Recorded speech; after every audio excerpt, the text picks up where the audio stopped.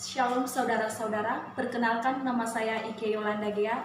Saya dari mahasiswa STT HAMI Jakarta. Saya akan mempresentasikan makalah saya dengan judul pembahasan kanon perjanjian lama. Yang pertama, latar belakang. Ada banyak tulisan atau kitab-kitab yang seolah-olah firman Tuhan. Sebelum pertengahan abad kedua, belum ada yang namanya kanon.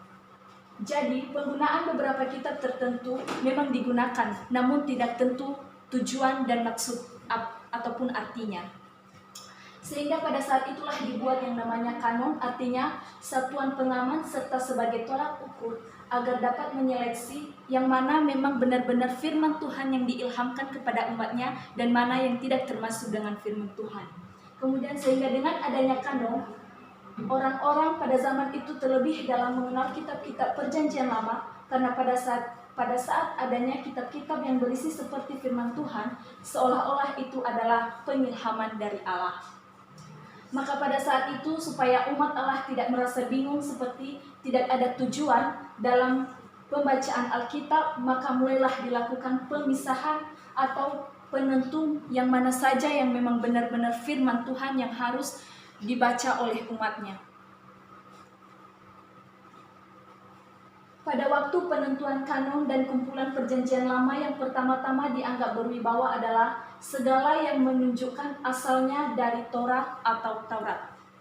Selama proses pengkanonisasian itu belum selesai seluruhnya, karena tulisan-tulisan dan kitab-kitab perjanjian lama masih takluk pada yang namanya perubahan. Jadi pada saat itu apa yang telah ditetapkan itu bisa diubah lagi dengan penemuan yang baru.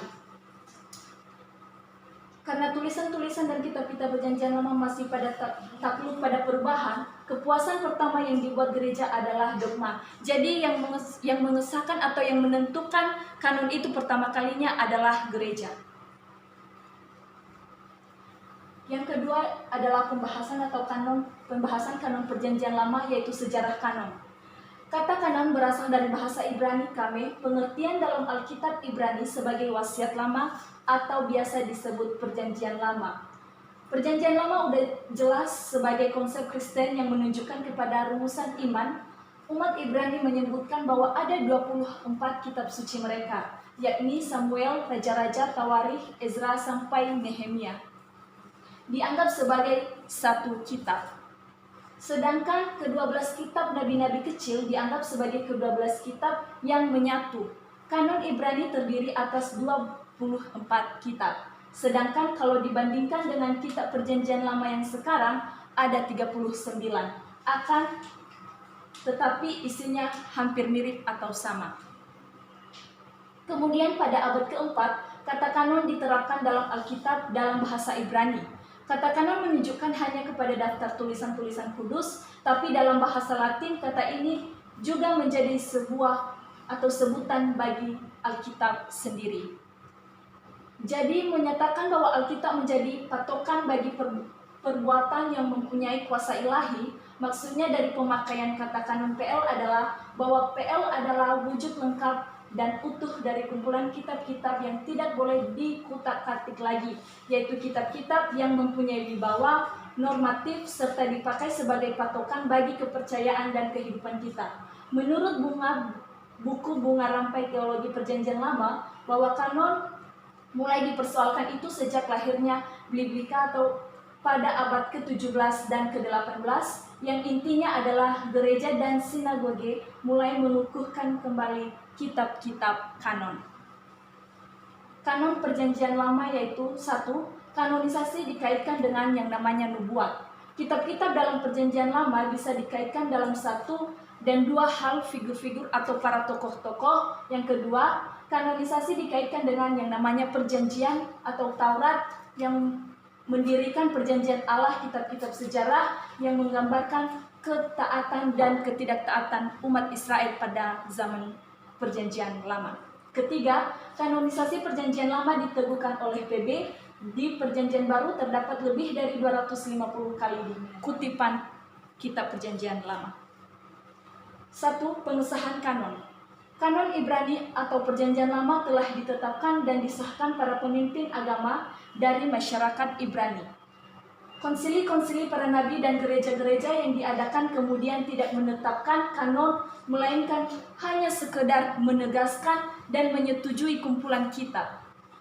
Kitab yang diilhamkan Allah yang berotoritas dan diakui sebagai firman Tuhan dalam masyarakat Ibrani. Yang kedua, nama dan konsepsi. Kata kanon tidak dijumpai dalam Alkitab. Kata kanon semula adalah kame yang berarti gelagah atau batang sejenis tanaman serai atau tebu manis. Yang ketiga adalah sifat kanon yang membuktikan keotentikannya. Kitab-kitab Perjanjian Lama sama dengan kitab-kitab Perjanjian Baru, yakni diilhamkan oleh Allah kepada umatnya. Secara khusus, kitab-kitab Perjanjian Lama seperti yang ada sekarang ini tidak lebih dan tidak kurang. Inilah kebenaran asasi mengenai kanon Perjanjian Lama dan asal-usulnya. Yang kemudian pengakuan terhadap kitab. Yang pertama adalah Taurat. Taurat ini adalah firman Tuhan yang disampaikannya kepada Musa, kepada umat Israel. Yang kemudian adalah nabi-nabi. Nabi-nabi adalah tulisan-tulisan mereka yang ada di dalam Perjanjian Lama. Yang kemudian ketiga, tulisan. Tulisan-tulisan ini adalah kitab-kitab yang berisi di mana seperti Kidung Agung, Mazmur yang berisi syair-syair.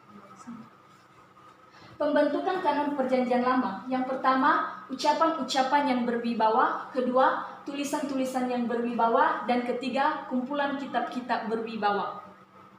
Kanon Samaria itu ada 4. Yang pertama itu adalah kanon Ibrani, yang kemudian kanon Yunani, yang kemudian kanon yang Yahudi, dan kanon Kristen saat ini. Yang menjadi kesimpulan saya pada pembahasan kali ini adalah kanon Perjanjian Lama adalah suatu tolak ukur yang digunakan dalam pemisahan antara kitab yang memang benar-benar diilhamkan Tuhan kepada umatnya dan mana yang memang hanya mirip daripada kitab yang diilhamkan itu. Demikian saja presentasi saya ucapkan terima kasih. Shalom.